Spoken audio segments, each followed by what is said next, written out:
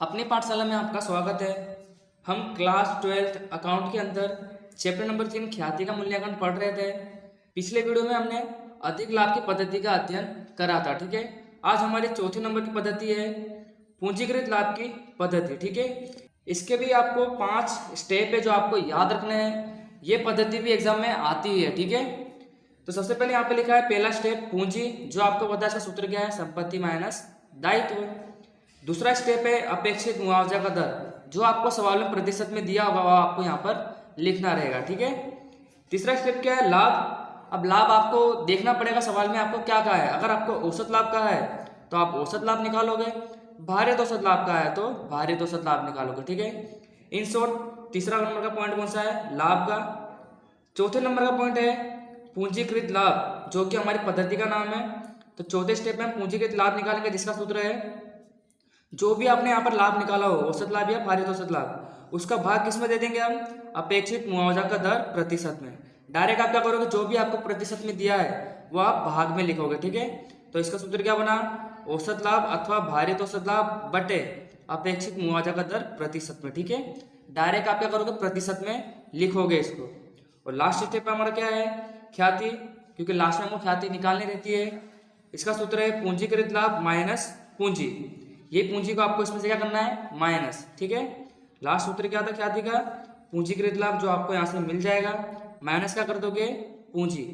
तो ये हमारी पूंजीकृत लाभ की पद्धति के स्टेप हुए। सबसे पहला था पूंजी, संपत्ति माइनस दायित्व, अपेक्षित मुआवजा का दर, जो आपको प्रतिशत में सवाल में पहले से दिया होगा।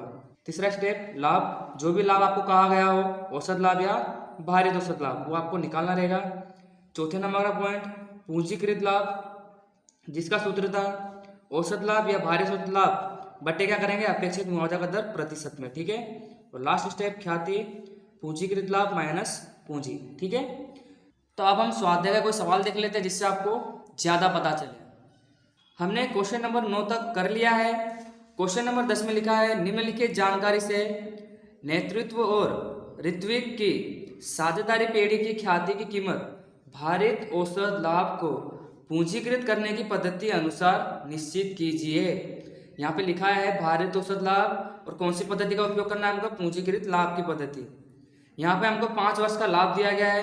अतिरिक्त माहिती में लिखा हुआ है धंधा की संपत्तियां 6 लाख, धंधा का दायित्व 1,70,000 और अपेक्षित मुआवजा का दर 10% दिया हुआ है। ठीक है, इसका मतलब है जिस जिसकी हमको आवश्यकता है वह हमको सब कुछ दिया गया है। ठीक है, तो चलिए इस क्वेश्चन को हम कर लेते हैं। तो क्वेश्चन नंबर 10 की इन्फॉर्मेशन मैंने यहाँ पे लिख ली है। ठीक है, सबसे पहले हमारा स्टेप कौन सा है, पूंजी का, जिसका सूत्र था संपत्ति माइनस दायित्व। संपत्ति हमारे पास कितनी है, 6 लाख, माइनस दायित्व हमारे पास 1,70,000, माइनस कर देंगे तो यहाँ आएगा 4,30,000। दूसरा स्टेप हमारा क्या था, अपेक्षित मुआवजा का दर,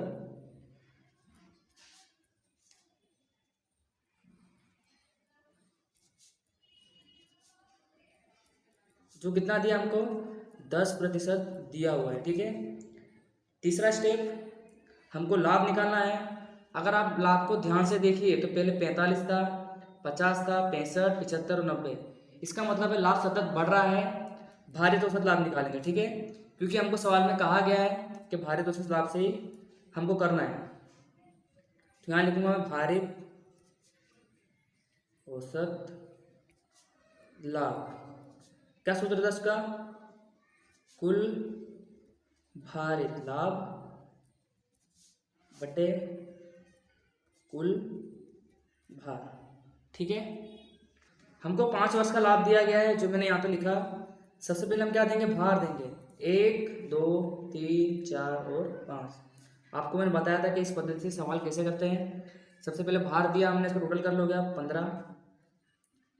यहाँ लिखेंगे कुल भारित लाभ, गुणा करने के लिए कहा था मैंने आपको, तो 45,000, 1,00,000,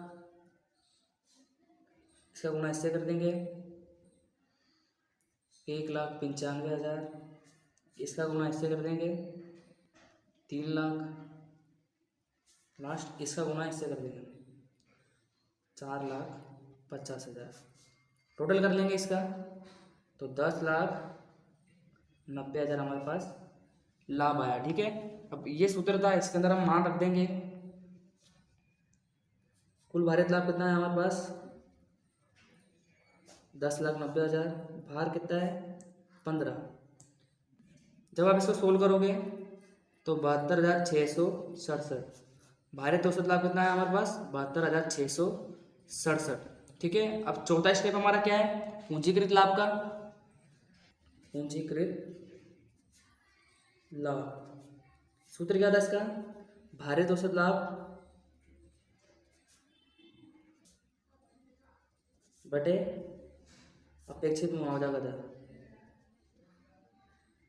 इसमें लिखेंगे आप प्रतिशत में लिखोगे। ठीक है, भारित औसत लाभ कितना है हमारे पास 72,667 बटे 10%, इस प्रकार से लिखोगे। ठीक है, जब आप इसको सोल्व करोगे तो यहाँ पर आएगा 7,26,670।